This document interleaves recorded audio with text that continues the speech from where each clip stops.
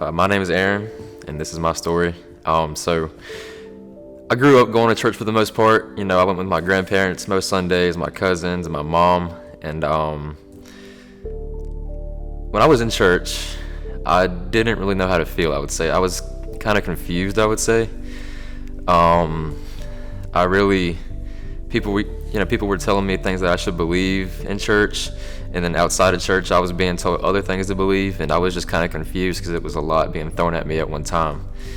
I wouldn't say I dreaded it. I just, for the most part, didn't want to be there. I would fall asleep a lot in church, and I would, just not enjoy it. And I'd be thinking about, what I wanted to eat for lunch after church, and it just wasn't a very fun time for me. And I got nothing against the church that I went to. I know my grandparents, they liked me going, and my family liked me going, but it wasn't very fun for me, I would say. Going into my teenage years, I knew that I wanted to believe in God, and I knew what He was capable of, but there was also influences outside of church that were influencing me and telling me other things that I should believe and things that I should do. So it's not that I would say I didn't believe in God. I just I didn't know if I was ready to really, because I knew what God was capable of. I just didn't want to risk giving things up, like certain friends, just certain things in general. I kind of felt like I was in the same pattern over and over again, throughout my younger teenage years. I was just doing things that weren't good for me. I was more so doing things that were more focused on myself rather than focused on God. And so one day at an FCA meeting at school, a girl invited me to a bonfire at Jonathan's house. And this is before me and Maddie got together. And I kind of met Maddie there, I guess you could say. And then me and her got together, and she invited me to Cross Point one day. So I came to Cross Point one day, not knowing really anybody and kind of just nervous about it. We get in the youth room, and we start doing the worship songs, and it was like a punch in the face. I really I was not used to that at all, and it was just loud, but I liked it. I really did like it. It got me excited. It got me excited to worship God. And then that morning, Todd, he preached to us. He delivered a great message, and I think that's what kept me coming back to Cross Point. And after we did all that, we did small groups where we could go into even more depth about the lesson and things we've been going through. At church one day, Jonathan started talking about Fuge and going to camp and everything, and I had no idea what Fuge was. I hadn't really no interest in going, and I remember after church that day, Maddie talked to me about it, and she asked me if I wanted to go, and I wasn't really excited about it or anything. I wasn't even sure if I wanted to go, but I was like, yeah, I reckon I'll go. So just getting to camp, I was like, what in the world is this? Bunch of buildings, bunch of counselors just jumping around, waving at you and stuff. It was just kind of confusing. It was wild. I didn't know how to feel about it. Then we get into our rooms and stuff. We check in, we get into our rooms, and there's all these bunk beds. I was just like, what in the world is this? I believe it was the third night. We were in a church group after the worship service, and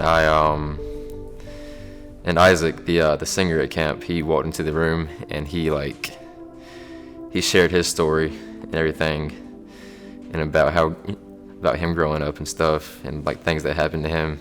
And I think that this was kind of the turning point for me in camp, because he went through things that no human should have to go through growing up. It was really emotional having to hear that, and it's really crazy seeing where he's at now, and just seeing his faith and seeing him walk with the Lord, and seeing him sing about it. It was just really, it was incredible to see how his life's changed. And I was thinking that could be me. I ain't been through something like he has, but I've always wanted to believe. I just didn't know how really. So I was just thinking this could be me. I could be in his position. I could be a follower of Christ. And so I remember Emily coming up to me asking, if I was asking if I had given my life to Christ yet, and I said I don't think so, because I didn't really know how to or what to do about that. So I was just I don't think so. And so she talks to me about it, and she prays over me, and like